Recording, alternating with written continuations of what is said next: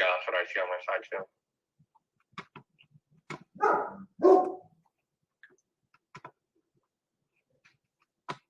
So welcome everyone. Give everybody a minute or two to get settled in. So thanks for coming. Still letting everybody in the room. Give it a couple minutes. Hope you are having a good day. Ended up having to change my plans and come back and take care of my farm. So if you hear some noise in the background, my dogs or whatever the case, apologies. The content will still be worth it. Welcome, welcome. Give everybody another minute or so, and then we'll dig right in. Let me share my screen here.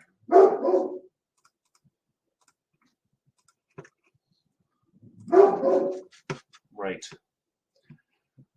So, thanks everybody for joining. Welcome. If we have some more people straggle in, that's fine, but I want to start on time because I definitely want to be respectful of your time. I know it's in the middle of the week. As I had mentioned, if you hear some noise in the background, I've changed my plans. I own a small farm and had to work from home to take care of some sheep. So you may hear my dogs and what's out. So today, I'm going to talk about an important subject, and I'm sure if you're here or you're thinking about it, you've heard of estate planning, or you've done it, or you've thought about it, and you're kind of maybe piqued on your interest in terms of what I'm talking about is like really truly planning for legacy beyond just the estate plan and the legalese and crossing your T's and dotting your I's, and that's really what I want to talk about, because I think there's so much more that people leave on the table versus what they could have. And so let's keep driving on. And, you know, obviously I think most people do estate planning because they have financial assets and they want to make sure that everything's done well. And so, you know, that is very responsible and it needs to be done. And unfortunately, not a lot of people do it. I mean, it's probably about 50% of people that need to do it, always said they were going to do it, actually get it done. And so just doing the basic is, I mean, you're ahead of the curve. You got wills, power of attorney, you know, maybe even a trust. You are ahead of the curve. But I think a lot of times people, when they're motivated to actually carry through, want more than just those basic things. And so traditional estate planning, you know, is just the beginning. Give me just a second. I'm gonna let those dogs out.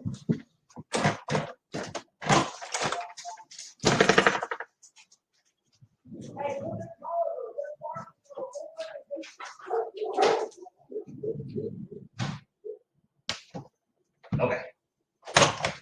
Sorry about that. Let's keep going here. All right. So traditional estate planning is just the beginning. And, you know, that's the distribution of assets to make sure that you took care of things for those you care about. You know, there's a thing in our industry where we always say you do estate planning for those you leave behind because you care about them, because at that point, you're probably gone, right? And so you don't want to leave a mess, and you want things to be good, and you don't want money to ruin people's lives. And so we go beyond that. You know, legacy is about the impact of things. So like, what are those assets going to do or teach, or how it's going to influence the world and have a positive impact on the people and the things that you care about.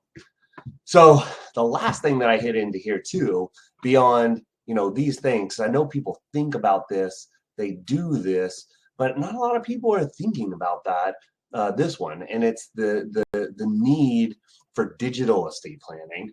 And so, you know, just, I mean, some of the things are simple, like, you know, can someone unlock your phone and all the things that we have on our phones and get to those digital type things, whether they be photos or videos or things you purchased online, or you know, if you own digital assets, you know, you go way to the extreme of like crypto, but also just being able to get into electronic accounts and what so.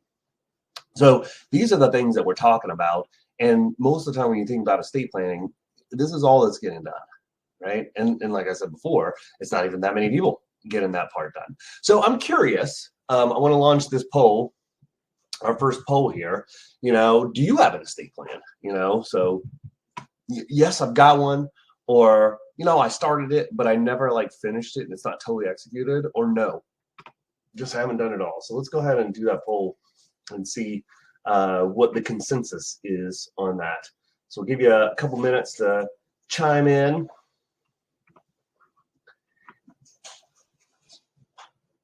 So another couple seconds or so just to see what everybody's answers are. I wanted to have 3 things up there. I wanted to have done. I started it because I can't tell you, even in my practice of dealing with our clients, how many people we enable it. We actually help our clients do their estate plan. But there's a lot of people that just get stuck in doing it, and then they just don't sign the docs or, get a witness or have it notarized. And a lot of times they can come in and we can do it for them, but still it gets stuck. All right, so in that poll, it looks like the vast majority, almost 85% say no. Okay, so for those few of you that did it, my second poll question is, how long ago did you do it? Was it just in the last couple of years? It's pretty up to date. Was it 3 to 5 years ago? Where it's still probably up to date, but it's been a minute. 5 to 10 or 10 plus? That's another thing I've noticed throughout time of doing this for a long time. I get people all the time telling me, yeah, we have wills, we did our estate planning. And then I'll be like, how long ago? I'm like, oh, I don't know. And then we really get to look at it, it was like 8 to 15 years ago. And of course, a lot of things have changed then, whether it's with their lives or what they want to have happen, or even the actual laws in the states or with the state tax, et cetera. And so looks like we've got split here on this poll. About a third say in the last couple of years, and 2/3 say 10 plus years. So that holds true to about what I've experienced the last 20 some years doing this. So thank you so much for sharing. It helps us make it real a little bit in terms of, what do we hear together in the experience as well. So what's the basics? What are the basics? Wills, saying what you have, to whom it goes. A lot of times if you do your estate planning well, then the biggest thing left that's not got a beneficiary or titled well or what, so ends up being bequests and naming for guardianship and different things like that. But if you're doing your planning well, a lot of times by the titling of it, whether it's joint or transfer on death, or maybe even you had your trust own an account, you keep your beneficiaries up to date on your 401k and IRAs, and what, so the will doesn't touch them, right? Your life insurance is going to go to the beneficiary, your retirement plan is going to go to the beneficiary, and these things are going to, boom, a lot more direct and efficiently outside of the will, but you still need to have it for everything else. And I've even been through a couple instances where those bequests are actually important because it keeps people from fighting over sentimental things and what so. And I can't even tell you how many times I've heard people say, my kids or my family won't fight over stuff. I'm like, if you don't do this well, there's a good probability they will. Or even if they don't fight, somebody's bitter that the stronger person just kind of took instead of it being well written out. And your wishes known. Power of attorney and healthcare directives, so, especially if you're not dead, but you need somebody to take over for you or be able to sign things. If it's just your name on there, that's very difficult to not have a power of attorney. But on the flip side, it's a lot of power to give someone. And, you can work with your attorney in terms of what powers to give people. It's not just 100% or nothing, and they could be springing, et cetera. What are your wishes with your healthcare directive, and who would you want to name, so that there isn't a power struggle within the family of, so-and-so wants to do this and the other person wants to do this. It's here's what I want, and then here's the person that's in charge. There's no and if or buts about it. And then I already talked about the beneficiary designation. It's very important. See a lot of people mess this up, or they just set them a long time ago and they don't update them. Happens a lot with 401ks because people enroll a lot fast at the beginning, and when they take a new job or whatever the case, sometimes they don't have all the required information for who they want to be the beneficiary. And so they either don't set it, or they may have sat it to their brother or sister, but then they got married and they did this 15 years ago, so that's bad juju, right? You need to check your beneficiary designations every once in a while, make sure that they're right, and then implement. Tons of people that have done a lot of these things, and trusts, obviously, only rich people need trusts, and that's not true. There are a certain amount of uses for trusts for wealthier people, but I would say a lot of times trust can be tax inefficient, and so it's more about what you want to have happen, and being able to have that trust, kind of like a company. It's not going to die, and so you can have its rules live way past you. So if you wanted to do something for your kids and then their kids, or I want to provide this and it provides income for this person, and later on the second beneficiaries actually get it, or you could have income beneficiaries for a long time and then later on a charity gets it. And so if you want things to happen after you die, a lot of times trusts can be very beneficial for that, whereas the wills and stuff cannot do that. And so again, you got to work with your attorneys. I'm not giving you legal advice. We're just talking through some of these things and why you might have them. But again, this is the basics, and these can be quite complicated. So nobody's saying that it's simple, but these are the basics. Most people should have these things and they need to implement them. I get a lot of people that they'll go through the whole process and the attorney will write a whole instructions of all the things they need to do to actually implement, and they don't really do it, to go and update the beneficiaries to this, or make sure that you retitle your investment account to be owned by your trust instead of by you. Or if in the plan they wanted it to be owned by you and your spouse, but transfer on death to the trust, then they don't do that implementation part to make sure that it's actually going to execute right, even when something happens. So I put this here, and it's like the reality. And think about it. I mean, you've done the math, you lived your life, but is it just a bunch of statements and accounts and account numbers and, maybe a few paragraphs that are very legalese, in your will? I don't think that's how most people would want, like, the end of their life. That's all it is, right? But if you just stop at those basic docs, a lot of times that's exactly what it is, right? Now, at least it's organized. You did better than most Americans in terms of getting these things in order, and hopefully it's not going to be a big long mess and it takes 2 or 3 years to settle your estate. It'll get done in 6 months. So bravo, that's awesome. We did the right thing. We made life easier on them, and knowing what's actually in your docs, especially if you did them 10 plus years ago.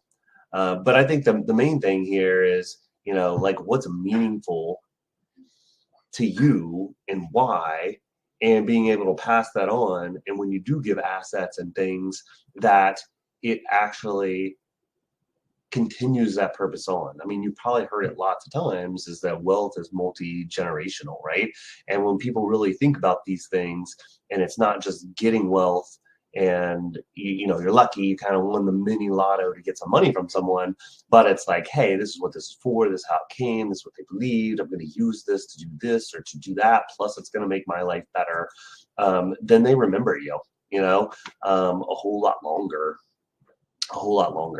And so here you can see the first part of thinking beyond those the basic estate planning is digital estate planning.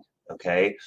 And so you've got to preserve those digital assets. You probably, I don't know, maybe you've seen some of the articles and what's so that have been out about people like losing their crypto type accounts because someone died. I mean, it in some cases it's been like hundreds of thousands to hundreds of millions of dollars just gone. Right? It's just gone because without the person being able to log into it and know the password, you can't get into it. It's encrypted, right? And there are ways to restore it with keys, but if you don't have access to those keys, then you can't restore that wallet, or the wallets are kind of like how that is. And so it's like, where is that information? I mean, I don't think any of us really, unless you're, way on with your life and got diagnosed with something, are thinking, hey, I'm going to kick the bucket soon. Right? So you got to do this beforehand and not just kick the can down the road. So like I had mentioned, it could be something as simple as, accessing your devices, like your phone, right? To where people can get into certain accounts or get into your social media account. Because a lot of times these companies don't want to unlock them, and it can be a hard process. Now, sometimes, Facebook's gotten better about creating in memoriam pages from people's pages and what so. But I've even had a client to where it was her second marriage, and it was a long time, but they had gotten all their photos together, and they were photographers, and they stored them all online.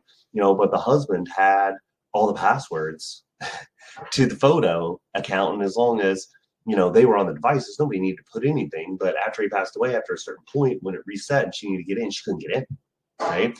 And then for the longest time, through some of the other devices, she could get in, but at a certain point, the credit card expired. And when that expired and the payment stopped going and she wasn't able to update that, then they were going to delete everything. Like, that's like a whole life of memories, right? So like it could be more than just like you're going to lose money. So if you don't think about these things and put a place and have an organization for it, and it's not really that hard. Now you have to manage security and so, because if you're going to put ways to get into things that are supposed to be secure and encrypted and stuff like that, you got to be sure that bad people can't get into there or people can't get in prematurely or what so. So lots of things to think about that I don't think a lot of people are. I mean, a lot of people now are buying a lot of movies, like say on Amazon or, if you paid for them through Disney or whatever, they're like, I own this, or audiobooks. I own these. I own this audiobook. And if you look at most of those things, you don't actually own them. It's like a lifetime lease. And so you can't like will them to someone else or what so. But it's not yet anyways. It's not like Amazon's tracking to see if you're, dead or alive or what so. So, if your spouse or kids can log in, they would still have access to all that. I know personally, I bought a ton of audiobooks, and so that would be a loss right there. And so, so again, things to think about. Password management. I mean, you can see right here, I'm using LastPass, right? I mean, you may use 1Password or, some of the other ones that are out there, but that can really make you a lot more secure online to have really long, strong passwords that are unique for every different website that you log into, and they're making them random, so it's not just some permutation of some password that you use all the time, which is a lot of people still do. So this is going to make you a lot more savvy and strong online. But if something happens to you and no one can get into there and no one knows your passwords to the other things, like, it's gone, and no one's cracking that, right? No one is cracking if you're like making strong passwords. They're not going to brute force break that encryption. This is just not going to happen. So they're not going to get in. And financial accounts, how many of your accounts now have you changed to electronic delivery? If somebody can't get into your email account, and usually they don't email you the statements. They tell you have a statement. You have to log in to Schwab or Fidelity or your bank, et cetera.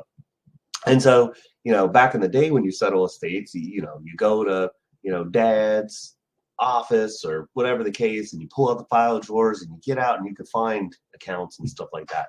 But if there's no statements being mailed, no one's printing them out, like, how are you even going to find this stuff if it's not organized and you can't get in? What if you need tax documents and what so, where you go in and download the 1099 consolidated or the 1099-R from, Fidelity, right? But you can't get it. So, I mean, it's important. And in this digital side of things, I think almost all of us that have anything, you have this. This isn't just some young millennial or Gen Z thing. We almost all have some digital estate planning that should be done that's not being done. Okay.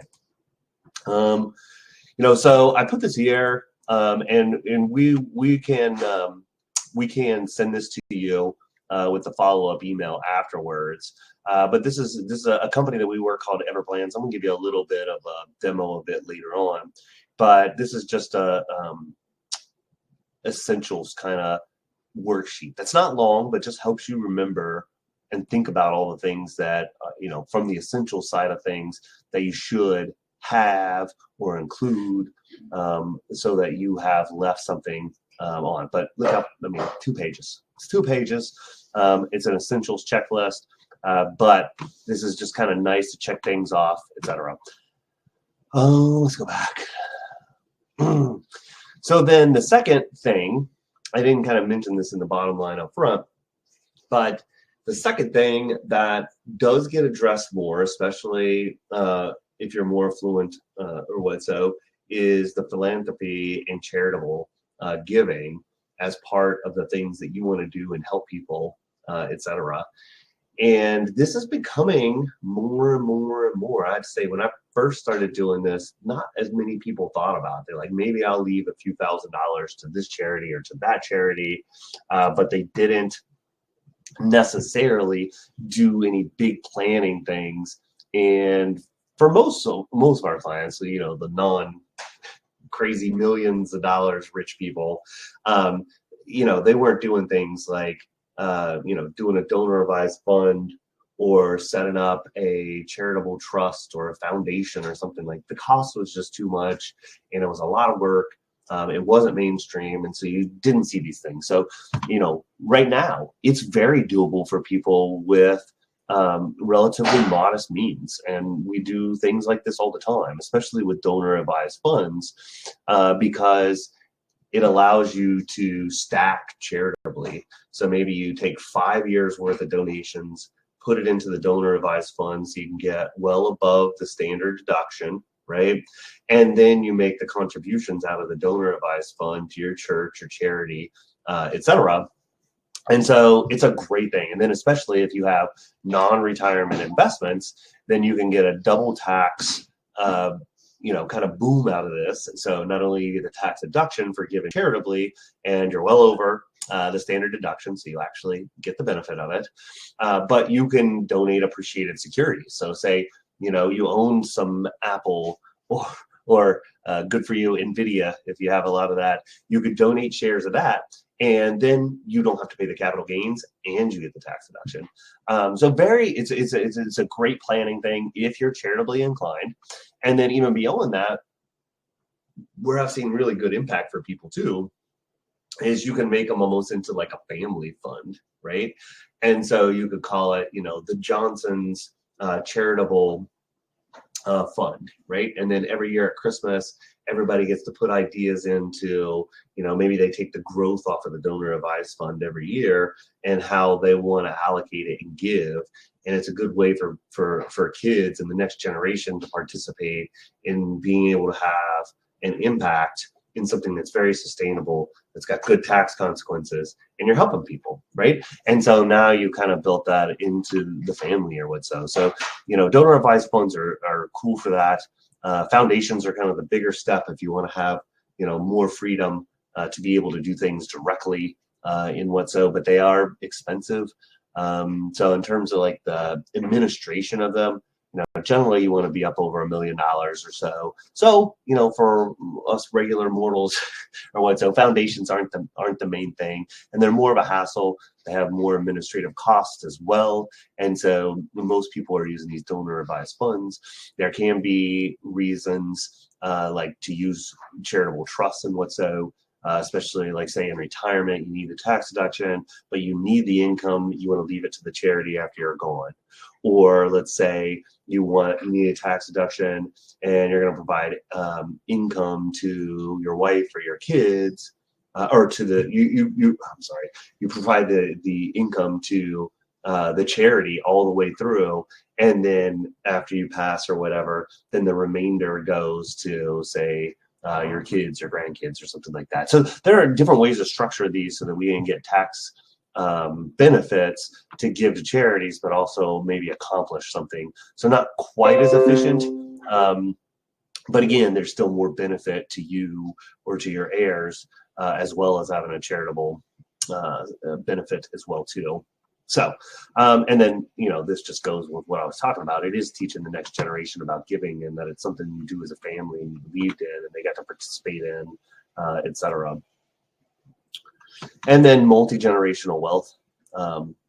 What I talked about before is families that do tend to acquire is generally done at least over 2 generations. And so that's tough. It's kind of like if you've seen any of the statistics about businesses, it's upwards of, 70, 80% of businesses die with the founding owner. it's very difficult for it to continue on without that person, that had the drive and the commitment and the knowledge, etc. And it's sad because a lot of those businesses are really cool. Same thing with the wealth. A lot of things that might have driven you to accumulate it, to build it, to protect it, to be a good steward, may not pass on to the next generation without some work, and some of that is, just raising your kids and what's out. But a lot of it also are the things that we do to share the knowledge of wealth, even after they get out of the house and go to college, and we talk about things. And then the third thing, how do you structure it? Like we're talking about with the estate planning, because there are, things that can destroy wealth. Say your kid or heir, marries someone and it doesn't work out and turns real bitter and wasn't structured right. And so the spouse is able to take a big piece of that when they split later on, versus possibly being protected on something like trust, or whatever the case. And so, you think about these things, and some of the planning is going to go into just avoiding those pitfalls of things that can happen. And then, I think it would be immensely sad, and it happens more than people think, that you working hard and doing well can actually ruin people's relationships. That's sad, right? So I've seen it multiple times where the estate's not structured right, or the intent's not well known, or at least put out there well, and then the kids or whomever, fight over money, and they may be so bitter at each other that they cease having a good relationship, for a long time, sometimes forever. And that's really sad. That they should have gotten a boon from this. This should have been an advantage, of something that could actually tear things apart without, the proper, forethought and communication, and structure. And so then you can also, like we were talking about with the charitable, you can do things to help people a ton and help society and charities, etc. And when you look at all these different permutations, there are a lot of options beyond just having your will and power of attorney, and the fact that you did it, right? I really wanted to show you this video clip, and I could not get a good video clip, and I found one that kind of worked. But then YouTube is just not allowing it to play through the player. And so I'm going to explain it to you. If you ever seen the movie Contact, a really good movie about them finding a message from someone out there that ends up shooting us 63,000 pages worth of information to build something. But they get all this information, smartest people in the world, and they don't know what to do with it. They can't put it together. Okay, they can't put it together to figure out what it says and to get the information from it. And there's tons of information. And what ends up happening is the wealthy guy that kind of funded everything kind of figured it out and gives her the answer. But it was because these aliens didn't think in, our two-dimensional type space, that you had to fold everything around. And once you did that, there was this little piece of every page that was a primer that told you how to read everything else, right? And what it told them to build was really cool and was going to lead them into, the next stage. You can watch the movie. It's a good book as well, too. But that's kind of what, you need. You need a primer to like the things that you believed in, the legacy that you're trying to leave, why you did it, etc. And you absolutely can guide and inspire, generations to come. And so I wish I could play the clip for you, because it gives me that little fluttery inside. And it's a really good introduction to primer, however people want to say it.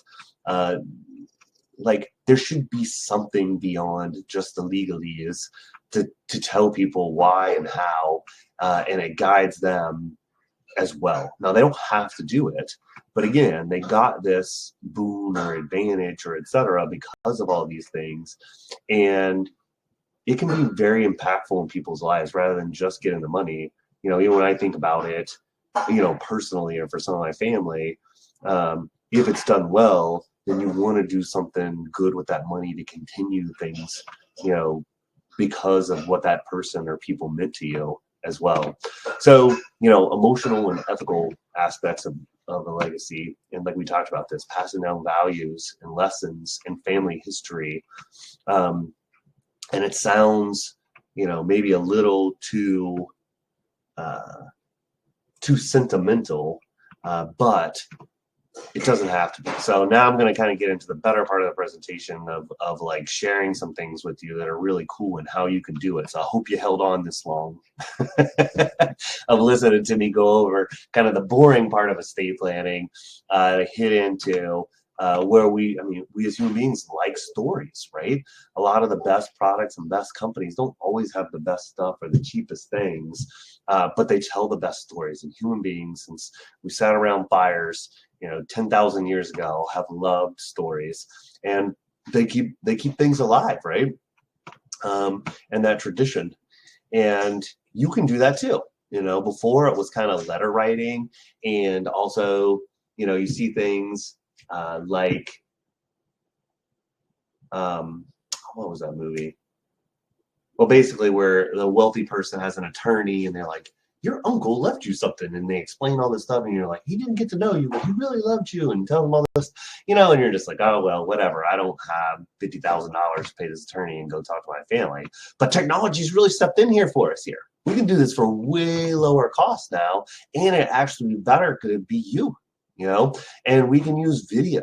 There are services and that help you document things and make it easier, and are starting to leverage the AI and so that you don't have to be a literary scholar to be able to write a book. The AI will help you do it. You know what? I'm going to skip that poll just in terms of time. I do want to leave some time for questions. So I'm going to give you a little demo of our Ever plans. And so we help our clients. We have attorney partner for our clients that need to do a little bit more detailed, complex estate planning. We have our Trust and Wills, which is our kind of online one that we help our clients guide through and get it done very efficiently.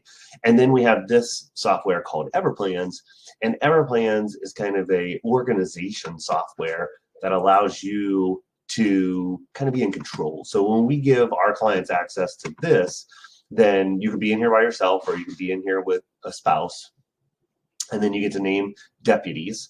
And so deputies could be your kids or other beneficiaries or what's out. And you can give any of these people different access to any of these sections, which I'll kind of go through. And you could have some, maybe the main person in your life that needs to know a little bit, you could give them access to stuff now. But most deputies, it's a trigger. If something happens to you, then there's a process. Say they provide the death certificate, then they'll try to email and call you for like 3 to 5 days. If you don't come back and say, no, I'm not dead, then they're going to like implement the opening per your instructions for the deputies to get what they're supposed to if something happens. And you can organize everything in here. So you can absolutely put like all the basic stuff into here, like your wills and power of attorneys and trust, and where that's all organized. But you can have other things inside of here, just in terms of IDs and other different things, because what if you died in a house fire, right? I know a lot of people just had the old folder with everything that's in there, and they're like, it's in the bottom of this dresser out in the living room if something ever happens to me. What if something happens to you as a fire and it's just burnt up, right? You can add into here, what do you believe? Who's your church? What charities and stuff did you give to? Where did you go to school? What degrees did you have? What military service did you serve in? What times? You got a password manager. You can add that information, and you don't have to add all of this stuff. You pick what you want to put in here. Okay, so you could have it very relatively simple, or you could have everything in here. You could have email accounts. I know I have multiple email accounts, and so it'd be like, all right, I've got 3 Gmail accounts and this other one for work. Here's the Wi-Fi password to the vacation house or something like that. Here's all the different social medias and my names on there. My video streaming services and how you would get into there. Cloud storage, that's an important one. Are you keeping stuff on Google Photos or Amazon Photos? or are they just all on the iCloud? Maybe you have multiple. I have multiple. Then you list them all here, and they can go check to make sure that something family sentimental wise is not going to get lost. Maybe there's an extra car somewhere in storage, or a snowmobile, right? Maybe there's some reward systems like miles or what's that there could be. Some people have a website and it's like it's hosted at InMotion, blah blah blah. So there's so many things here. I have a safe deposit box at the local credit union. The key is here, or whatever the case. There's a safe you probably didn't know about behind my clothes in the closet. And you could say what's in there, because they're not going to know what's in there unless that you're gone, right? And so then that way there's an accountability of, hey, this is what was in there in case somebody cleaned it out or something, right? So look, it's just so much stuff, and you don't have to put everything in here. What if you got in an accident and you're still alive? They're using the power of attorney, but they didn't even know you had a principal disability insurance policy that pays $10,000 a month. Maybe you're 60, but it pays out till 65. Like, that's 5 years of $120,000. They're not like searching the news to see if somebody got disabled. You got to put a claim in. So lots of things. I mean, tax returns now, then a lot of people aren't getting paper copies. They got electronic, but if that's locked up or not there, you're going to actually have the PDF into here. Now, for our clients, if we have a lot of this stuff, we build it out for you, then we pass it back to the client, and then they can do one of two things. They can say, thanks, Rebel, thanks, my advisor, I'm going to take this and it's private, so you don't have access to it anymore. Or they could say, you could still give us access to where we can keep helping update things throughout time. But it's up to you. It's like, for our clients, it's theirs once we pass it off to you. And then you can name out who all the professionals are that work for them, health insurance, doctors. I mean, look, tons of stuff inside of here. And again, you don't have to do it all. I mean, you can do all, final arrangements, funeral preferences. You can write your own obituary, have ChatGPT do it, and you tune it up. And then you can tell them, hey, you could change this a little bit, but we're going to give you a head start, and I like this, et cetera. So great tool right here. We very much like it. It helps a lot of our clients, and it helps you think about and document and have it there to where it opens up. But again, it doesn't sacrifice any of your privacy beforehand either. Okay. So a little demo of that there. Also thinking, like, even when you're thinking inside of there, you can use video in these things, like where it said leave letters to people and what so. You can actually leave videos to people that you've recorded inside of here. And so, like, I gave you an example here of this loom. You could see, I mean, you can do a starter plan for free, and have 25 videos. I mean, if you did do, and there's multiple different things you could, like, for our business, we use BombBomb, and I use it personally too. It's a little bit more expensive, but I mean, I like it. It's not crazy expensive, but you could use it for yourself personally. You could use it for, we're talking about the estate planning stuff. You could use it for your side hustle business, or your when you're helping volunteer for the church or whatever the case. People love getting videos, and when you can screen share video, kind of like we're doing here, and you can just send it to someone, like, you can convey a ton more information, right? And so, like, something like this, if you're paying for it, then it's going to be there, forever, because you're paying for it, right? You could also record videos and upload them to, your own personal YouTube account or to a Vimeo, and they could be private, right? But, if they have the access to be able to unlock your YouTube, because you gave it to them inside of here, then they would still be able to go find that video. Or when they click on it and say private, when they just log in as you, boom, then they've got access to it. So again, it's not getting released until you want it to. And now, I mean, so many more of these things are building into AI to help you edit better, take out filler words, and you can be your own high-paid actress to be awesome on camera because of all this stuff, and really say what you want to say. So I gave a few examples of these. right here so you could just kind of see it. There are less expensive ones. You just got to find what works for you. But I do find that video is very powerful. And one of the last things I'm going to go over, kind of in demoing is this thing called Memento. And I did this for my parents. And I think it's just a wonderful idea. And again, I wish I could play. I wish the sound of the videos would come through here, but it doesn't. But there's just, if you go to this memento.com, you could check out, or I think that it's .co. You can listen to these people talk about, and they're just like, this is a daughter, this is the father, like doing it for his family, and this is a daughter saying like, hey, I got this, and being able to hear, my, mom or dad tell the story, because they'll make you a book, and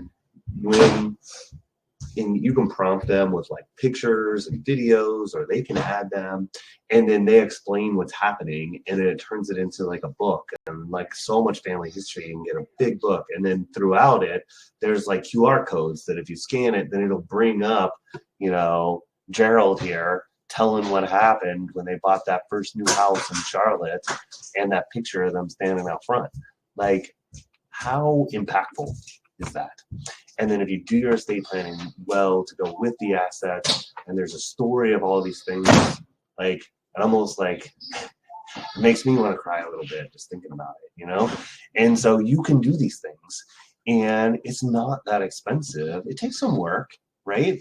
But again, who just wants to leave an account, right? When you could leave a whole legacy. And so, you're empowered to do this. We as a firm keep trying to help people like do this better, to like give them the tools, to give them the ideas. I'm thinking about, as we continue to take this as a firm and we get a little bit more economy of scale, as almost having one person dedicated to this, not a lawyer. Our clients will still work with lawyers, or the legal type thing, like trust and will, to do all the things that lawyers do, but to like put together like actual legacies for people, even if you don't have a ton of money. It's not about that, even a little bit will help somebody, but this to get passed down to like a grandkid, that's pretty cool. So, things to take away from this, estate planning is a foundation. It's not your whole everything, and how you weave it together and how much you care and how that comes through, that's the legacy is worth more than that money. And so you can start it, even if you already did your plan, start planning, the more touchy-feely side of things, getting that digital estate planning done, leaving that legacy and ensuring an impact. Okay. So, just our little plug for doing this. I mean, check us out. Our main website's just rebelfinancial.com. We got tons of reviews from our clients. That's one thing we're blessed to have, is to be able to like be in the financial world, but have a lot of impact in people's lives, and feel good about what we do to actually help our clients. We have about 400 and some clients for 5 advisors and 15 total staff. So, we're very involved and know every one of our clients, and it's important to us that we help in people's lives. So, we do a lot of the traditional stuff that most firms do, whether that be investment, retirement, estate, like we were talking about, charitable planning, special needs planning. But then beyond that, we do extra stuff. So we go into wealth management beyond just investment and planning. So we help our clients with cash management. Like, we are getting our clients 5% when most people were still getting like 1% and some change, at the big banks. We help our clients with their liability management and making sure that we get their loans and stuff right, to where they're as low interest as possible, because we want you to have the money more than the banks. We do tax prep for a lot of our clients, and tax planning beyond that, to like model out if you do different things, or if you got something going on in your life where you got to sell a business or buy something, or what, so we can look at the permutations and plan that right. Because a lot of times once you've done it, right? We do business planning, consulting, coaching, bookkeeping, payroll. So again, a lot more than most firms will do. So these are some other things. You'll have access to the slide deck. We'll actually put it up on the presentation. So if you want to be able to look back through, we're a B Corp. We absolutely believe in like conscientious capitalism. We still want to make money, but we don't want to do it at anybody's expense. We want our employees to be good. We want our clients to be good. We want our community and country to be good. We don't believe in the maximizing of profits. And we're fee only, which means that only our clients pay us. We don't take commissions. We don't take kickbacks. We're always a fiduciary to our clients. So there's a lot of stuff that we do. I don't want to make it too long. You can kind of see our team right here. Anywhere there's a QR code on some of these things, if you pull it up on your phone, it'll let you book an appointment, whatever is good for your schedule to meet with us. Lastly, questions. So let's see if we have any questions here that I can answer. It says, is this webinar recorded for us to review at any time? It absolutely is. So after it's done, you know how it's got to do that little processing thing, but usually within about 30 minutes or so, it's available. And then also, Dylan does a great job of, we convert these webinars to be on-demand webinars. So like how you got the experience of like, going through and being able to take polls and chat and ask questions and what. So we do that for on demand. And so they get the experience. If you had, a friend or family member like, you should watch this or whatever the case, the on demand webinar tends to be a better one, though the recording you get's more just like a video. But that's cool because you watched it and you could skip through to the parts you want or turn the speed up or what so. It says, what age would you recommend getting basic state documents made? So, I mean, that's a hard one. I mean, it could almost benefit anyone, at any age over age of majority. But I would say most people, it's not going to be as big of a deal until either you're accumulating more or you get married or you have a partner and you're not married, or you have kids. Because there are certain things to take care of other people. I mean, if you're really young and God forbid something happens to where you pass away and you're in college or whatever the case, if you don't have your estate planning done, it's going to be a little bit more of a mess for like your parents to clean up. But they can do it, and it's not that complex. It's not that expensive. It's just going to take extra time.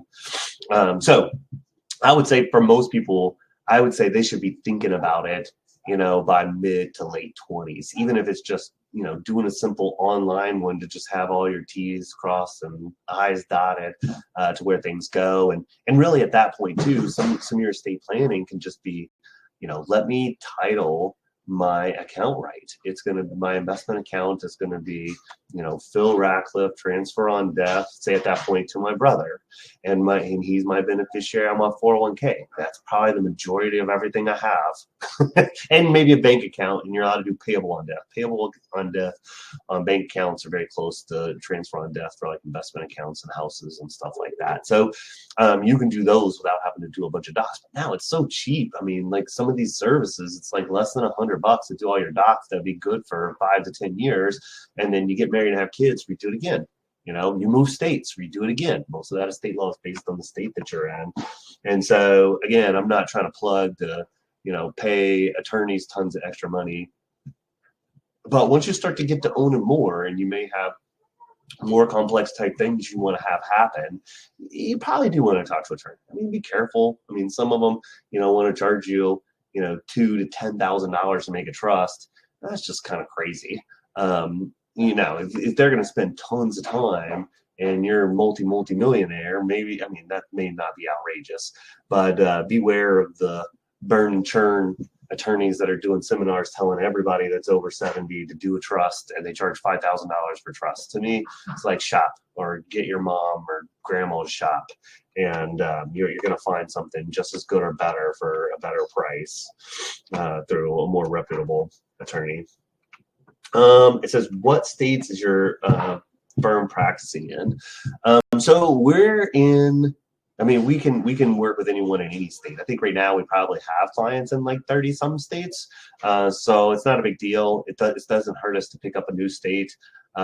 Usually if you're our first client in that state, you have to get above 2 to 5, depends on the state, before you hit the de minimis to have to register with them. We're regulated by the SEC, so they do most of our stuff, which is federal for the entire country. But yeah, we work in every state. So not a big deal. And our trust and will integration, I think they actually have programs, and then there's at least 1 or 2 attorneys that consult if somebody needs to talk to an attorney in almost every state as well too. So we do not have offices anywhere outside of Ohio, even though we have clients all over. We have a new young advisor that was an intern and now is graduated and almost has a CFP that's working out of Texas. So that will probably be our second area. But most of our clients work with us online. And then when we travel around, sometimes we'll meet with them in the cities, or if they come to Columbus for something. I know there's probably not a lot of reasons to come to Columbus, Ohio, but if they do, they stop by our office. We're thinking about building almost like a mini Google campus, more on the eastern, out between here and Athens, Ohio, because we will do more online, but we're going to get bigger. Let's see here.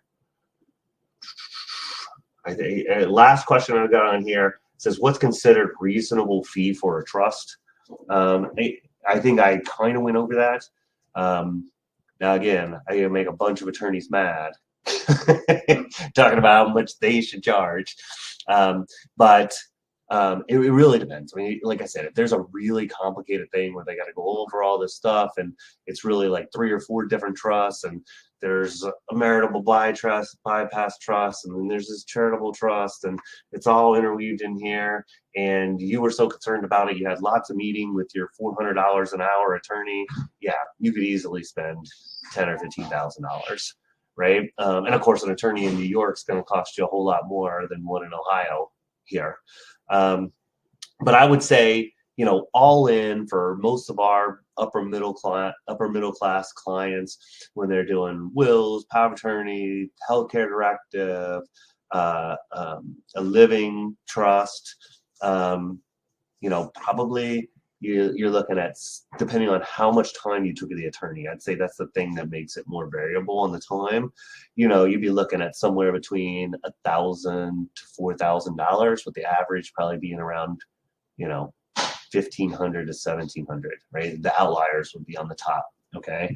So, unless you're in a more expensive area like Southern California or Chicago or New York City or whatso, I'd say that's probably pretty reasonable around. But again, it is going to vary from place to place.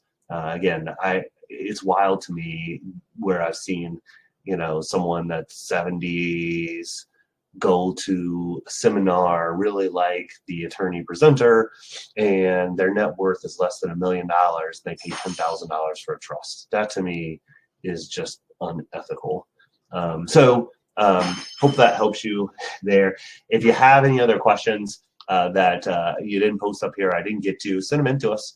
We'll absolutely answer them. If you're watching this on demand as a replay, when you do submit those questions, they do come to us, and we'll either send you back one of those video answers, give you a ring, or whatever is most convenient for you, because we definitely want this to help people, whether you were live or caught us on demand. So appreciate, again, you taking the time to spend with us and hopefully learn something that was worthwhile to you. If we can help anytime, that's what we're here for. We enjoy our jobs and helping people, and would be honored to help you as well. So hope you have a great rest of the week, and thanks so much for being here again. Join us next week as well for our next webinar, which is going to be on a future of abundance. So this one was our estate planning series, and we kind of switched it up. The next one's going to be futurist type series, looking at AI and automation, future of jobs, possible government consequences and interaction, et cetera. And then we're going to be looking at inflation, which I think is going to be timely, February 19th. So thanks so much again. Have a great week. Hopefully we'll see you in the future.